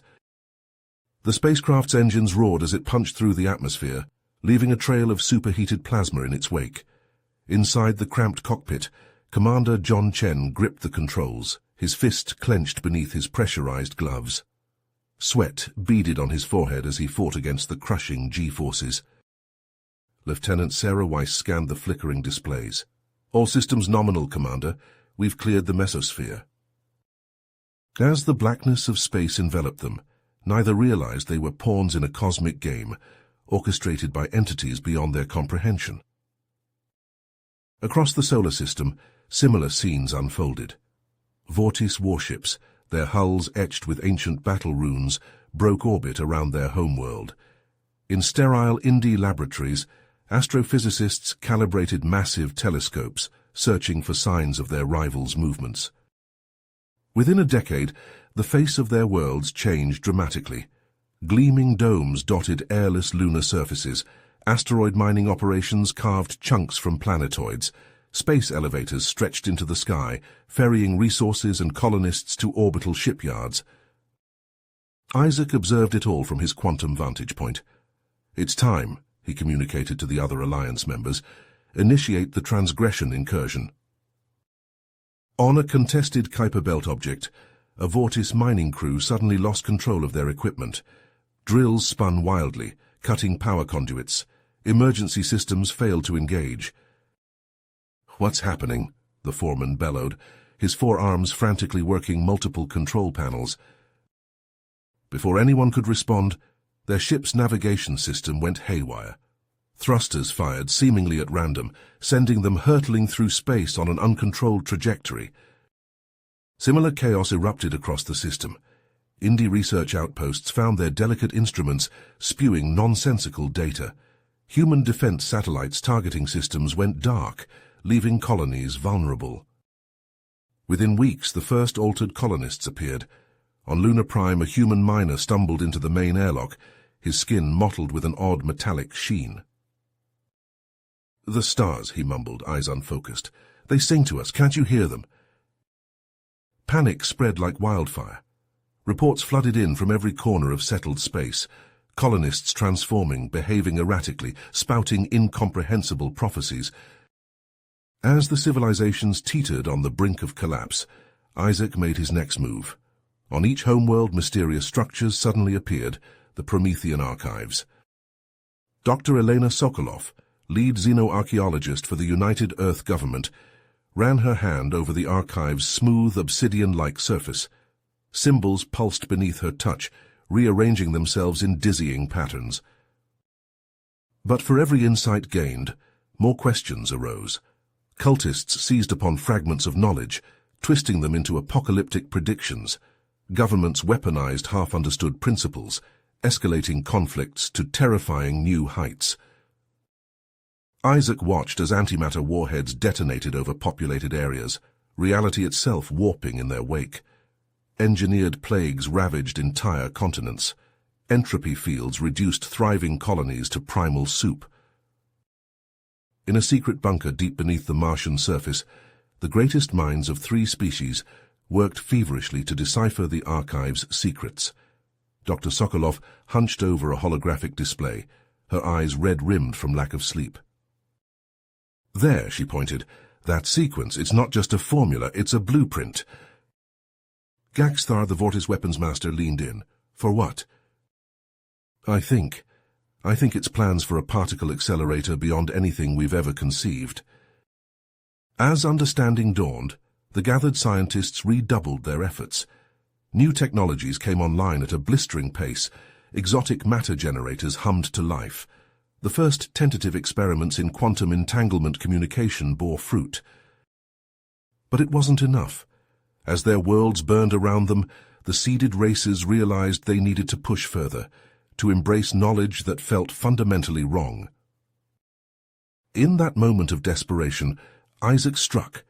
Cloaked drones infiltrated research centers, plant seeds of ideas in the minds of key scientists. Antimatter schematics appeared in encrypted data streams, tempting them with unimaginable power. Dr. Sokolov stared at the plans floating before her, a mix of terror and exhilaration coursing through her veins. "This is it," she breathed. "The key to everything." She turned to her colleagues, a fierce light in her eyes. "We have no choice, we must build it." As the countdown to degenerate fusion began, the old power structures crumbled. Humanity, Vortis and Indy, stood united for the first time, bound by the terrible necessity of their situation. In a way none of them yet understood, they took their first steps on the path laid out for them eons ago by their unseen progenitors. The antimatter detonation rocked the Vortis homeworld, shattering the uneasy peace between warring factions. In the command bunker, Dr. Elena Sokolov stumbled as the floor heaved beneath her feet. Alarms blared, red emergency lights bathing the stark concrete walls in an eerie glow. A young Indy technician, his translucent skin shimmering with stress, tapped furiously at a holographic display. "The yield. It's off the charts. We've opened rifts in the quantum fabric." Before Elena could respond, reality itself seemed to bend. The air crackled with ozone as a massive Indy dreadnought materialized above the test site, its hull gleaming with otherworldly energy. A figure of pure light stepped from the ship, coalescing into a humanoid form. The assembled scientists and soldiers fell silent, awe and fear etched on their faces. "I am Isaac," the being intoned, its voice resonating on multiple frequencies. "Emissary of the United Alliance, your test has proven your worth and sealed your doom." Elena stepped forward, her heart pounding. "What do you mean? We followed the blueprints exactly." Isaac's form shimmered. "The antimatter reaction has destabilized your local spacetime. Even now entropy cascades across your realm. Your universe is collapsing." Panic erupted in the bunker. Vortis warriors clutched their weapons, while human scientists frantically pored over data streams. "There must be something we can do," Elena pleaded. "There is one path," Isaac replied, "but it requires sacrifice. You must abandon this reality and join us in the quantum interstices. There, we can preserve your essence until a new cycle dawns." Gaxthar, the grizzled Vortis commander, snarled, "And trust our fate to outsiders? Never." Isaac's avatar pulsed. "Then you choose oblivion. Already the entropy wave approaches. Decide quickly." Elena looked at the faces around her, human, Vortis, and Indy alike. She saw fear but also drive. "We'll go," she said softly, "to preserve what we can of our worlds." As if on cue, streams of data began flowing from the bunker's systems to the hovering dreadnought. Cultural archives, scientific discoveries, the collected wisdom of 3 civilizations, all beamed to safety as reality crumbled around them. "Quickly now," Isaac urged. "The window closes." Helena felt a tingling sensation as emerald light enveloped her. She caught a final glimpse of her homeworld, fracturing at the quantum level, before reality dissolved into a swirling vortex of pure information. Energy.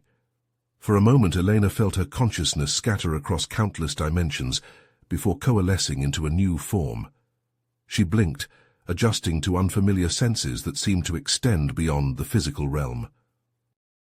Around her, humans Vortis and Indi materialized in flashes of light.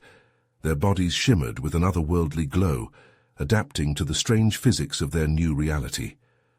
Elena watched as a Vortis warrior stumbled, his forearms flailing as he tried to steady himself on the gleaming deck of the massive dreadnought.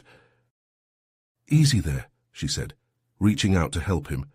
Her voice sounded strange to her ears, layered with harmonics she'd never heard before. Before the Vortis could respond, the ship lurched. Elena felt a disorienting sensation of movement without motion as the dreadnought phased out of normal space. Through viewports that seemed to defy Euclidean geometry, she glimpsed impossible colors and fractal patterns that hurt her mind to comprehend. "All personnel, brace for transdimensional transit." Isaac's voice resonated through the ship, felt more than heard. The dreadnought plunged into a kaleidoscopic maelstrom. Eleanor's newfound senses reeled as they passed through layer after layer of reality. She caught glimpses of entire universes, condensed into singularities, of beings made of pure thought, of civilizations rise and fall in the blink of an eye. With a final lurch, they burst into a realm of staggering complexity. Eleanor gasped as she beheld structures that dwarfed entire galaxies. Rings of energy larger than solar systems pulsed with power beyond imagining. Fleets of ships that looked like shards of crystallized space-time patrolled the vast expanse. "Welcome," Isaac said, his avatar coalescing before them, "to the United Cosmic Vectura." As the refugees marveled at their new home, Elena felt a tingle throughout her body. Looking down, she saw her form shifting, adapting to this hyper-dimensional realm. Around her, humans, Vortis, and Indi were undergoing similar transformations. "The process of Promethean uplift has begun," Isaac explained. "Your bodies and minds are being optimized for existence in this reality." Eleanor watched in fascination as her skin took on a faint luminescence. She flexed her fingers, feeling new capabilities just beyond her comprehension. The Vortis beside her now sported additional limbs that seemed to phase in and out of existence. Suddenly alarms blared. Isaac's form flickered, his expression grave. "Alert! Quantum flux anomalies detected in the Akashic archives. Emergency protocols initiated." Eleanor felt a wrenching sensation as her consciousness was torn from her newly formed body. She found herself adrift in a sea of raw data, fragments of memory and personality swirling around her. "What's happening?" She tried to shout, but had no voice in this formless void. Isaac's presence enveloped her, a calming influence in the chaos. "Your transition has caused unforeseen complications. We must recalibrate your quantum signatures to prevent a cascade failure." Helena endured eons of subjective time as Isaac meticulously reconstructed her very being. She felt herself shattered and remade countless times, each iteration bringing her closer to harmony with the underlying fabric of this new reality. Finally, after an eternity of becoming, Eleanor opened eyes she didn't realize she possessed. She stood on a platform of pure thought, surrounded by her fellow refugees. Their forms were now radically altered, yet somehow more essentially themselves than ever before. Isaac addressed them, his voice resonating through multiple dimensions of reality. "The recalibration is complete. You are now true citizens of the United Cosmic Vectura. Our great work can begin." Eleanor flexed her new form, marveling at the possibilities that stretched out before them. She knew that whatever challenges lay ahead, they would face them together, humanity, Vortis, and Indi, united as never before. Elena's quantum-enhanced senses tingled as she materialized on the command deck of the Indi Trans dreadnought. The air crackled with ozone and exotic particles, a constant reminder of the reality-warping energies that now surrounded them. A holographic display sprang to life, showing the devastation unfolding at the galaxy's edge. Elena watched in horror as entire star systems winked out of existence, reduced to quantum foam by the advancing terminus wave.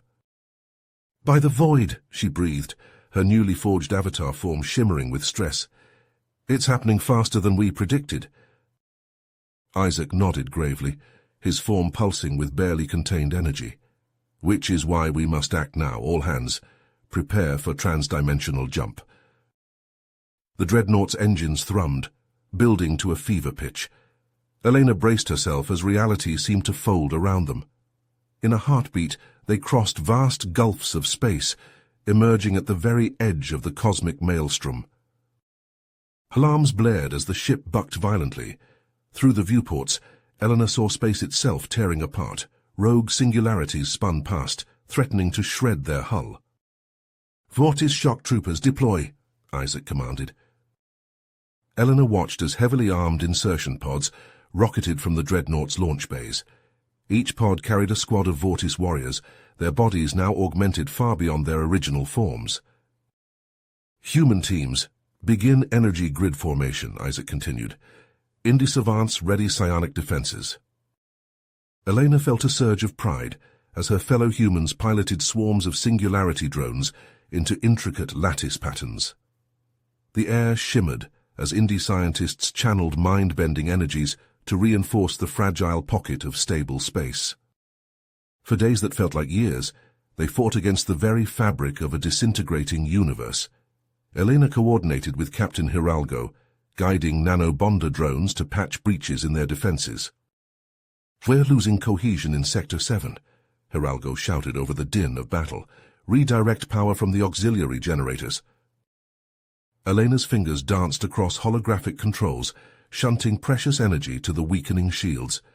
She felt a moment of triumph as the barrier stabilized, only to have it shattered by a fresh assault of chronoshear turbulence. The deck lurched beneath Elena's feet as the massive dreadnoughts maneuvered into formation.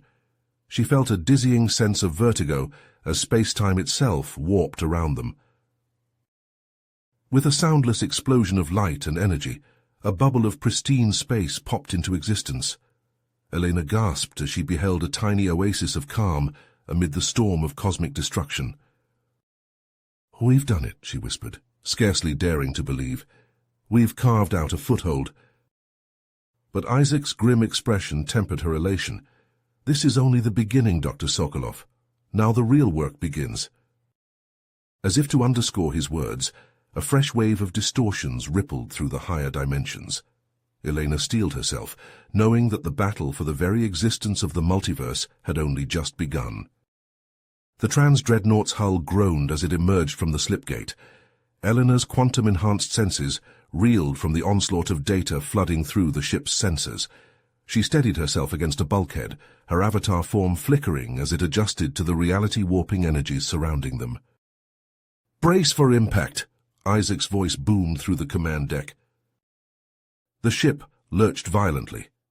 Through the viewports, Elena saw a maelstrom of impossible colors and geometries. Space itself seemed to tear and mend in rapid succession, each rupture spewing forth torrents of exotic particles. "Indi cruisers, form up," Captain Hidalgo barked. "Focus those gravimetric lances on the singularity clusters dead ahead." Elena watched as sleek Indi vessels surged forward, their hulls shimmering with chronostasis fields.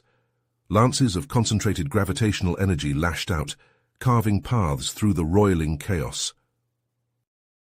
"Vortis squadrons, engage hostiles at point-blank range," Isaac ordered. Swarms of angular warblade gunships streaked past the viewports. Their weapons blazed, anti-proton beams slicing through swirling debris and strange, flickering entities that seemed to phase in and out of existence. The deck beneath Elena's feet bucked wildly. Sparks erupted from overloading consoles as the dreadnought plowed deeper into the cosmic storm. "Cyclonic shielding at 60%, a human tech officer shouted. "We can't take much more of this." As if in response, a massive shockwave slammed into the ship. Elena stumbled, nearly losing her footing. She turned to see a group of Vortis warriors materializing on the command deck, their multi-limbed forms overflowing with strange weaponry. "Warrior savants reporting for duty," their leader growled, mandibles clicking. "Where do you need us?" Isaac's avatar flickered into view. "Reinforce the command nucleus. We're pushing deeper into the fracture zone." Elena felt a chill run through her avatar as she processed the sensor data streaming in. "Isaac," she called out, "I'm detecting massive energy fluctuations ahead. It looks like some kind of aperture?" Isaac nodded grimly. "The nexus of the terminus itself. All hands, prepare for final approach." The dreadnought surged forward, engines straining against the fabric of reality itself. Elena's enhanced perceptions picked up strange, erratic emissions leaking from the wave front ahead. "By the void," she breathed. "What is that?" Before anyone could respond, a horrifying sight filled the main view screen. A colossal, writhing mass of hyper-dense matter loomed before them, warping space around it like a vast cosmic drain. Elena watched in awe as hundreds of UCV vessels translated into reality around them, forming a filled sphere of firepower around the monstrous singularity. "Defensive measures online," Hidalgo reported. "Antimatter minefield deployed." Isaac's avatar pulsed with barely contained energy. "This is our one shot. All units commence Operation Sunbreaker." The dreadnought lurched forward, plunging past the defensive perimeter. Alarms blared as radiation levels spiked. Through the chaos, Elena saw armored torpedoes launching from the ship's flanks, each carrying teams of Vortis warriors on what could only be described as a suicide mission. "Resonator pikes are in position," a Vortis commander reported. "Commencing destabilization sequence." The fabric of space-time itself seemed to convulse as the combined firepower of the UCV armada hammered the singularity. Streams of exotic particles erupted from fracturing subspace nodes. Elena's avatar trembled as she felt the very foundations of reality begin to unravel. "It's working," she shouted over the din of battle. "The locus is destabilizing." A blinding flash filled the view screen. Elena's enhanced senses registered a tsunami of quintessence plasma erupting from the ruptured singularity. "All ships, emergency warp." Isaac's voice cut through the chaos. "Clear the blast radius now." Helena felt a sickening lurch as the dreadnought jumped to warp. Through the swirling vortex of faster-than-light travel, she caught glimpses of UCV vessels being torn apart by the uncontrolled flood of cosmic energy. When they finally dropped back into normal space, an eerie calm settled over the command deck. Elena's avatar flickered as she processed the aftermath of their bold strategy. "The locus has been neutralized," Hidalgo responded, his voice raw with exhaustion. "But the cost, half the armada is gone." Elena turned her attention to the long-range sensors, mapping the shockwaves rippling out from their attack. "The terminus wavefront," she said, a note of hope in her voice. "It's changing." Isaac nodded solemnly. "We've bought ourselves time, now we need to make it count."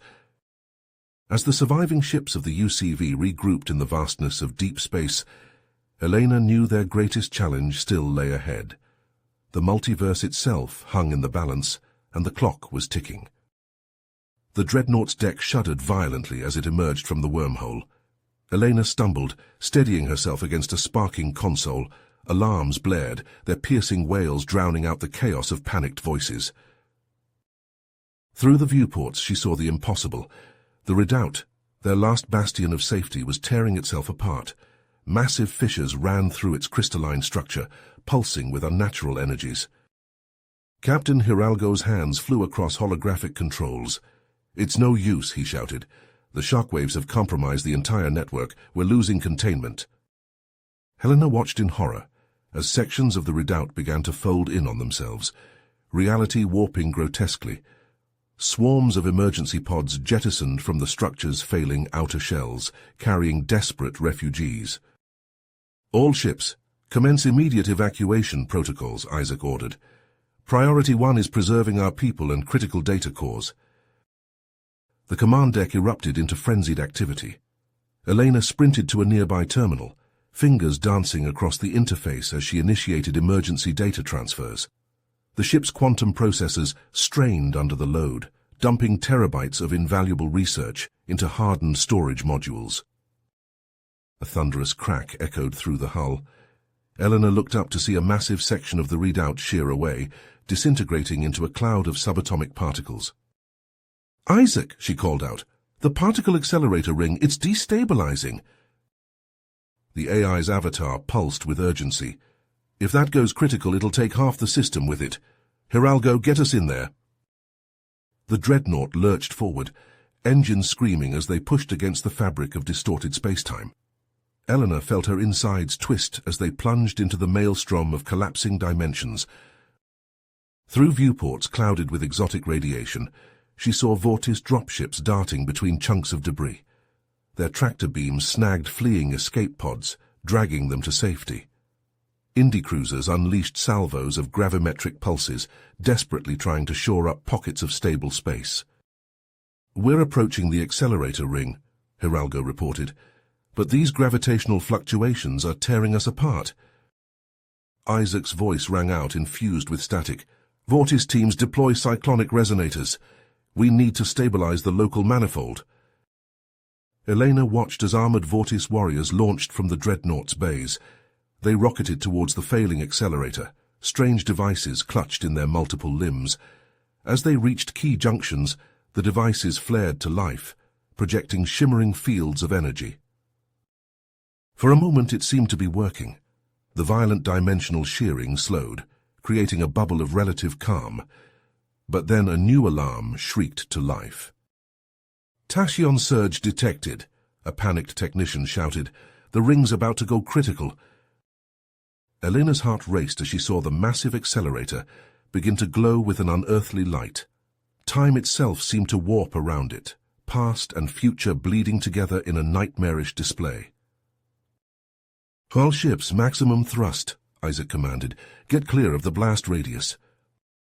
The dreadnought's engines howled as they strained against physics itself. Eleanor felt her body compress as inertial forces threatened to liquefy her enhanced form. Through blurred vision, she saw the accelerator ring collapse in on itself, folding into impossible geometries. A blinding flash filled the view screen. The last thing Elena registered before losing consciousness was the sensation of reality itself unraveling around them. Helena regained consciousness to a world torn asunder.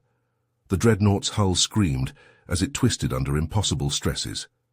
Through viewports clouded with exotic radiation, she saw the horrifying spectacle of the redoubt sanctuary fracturing at its very foundations.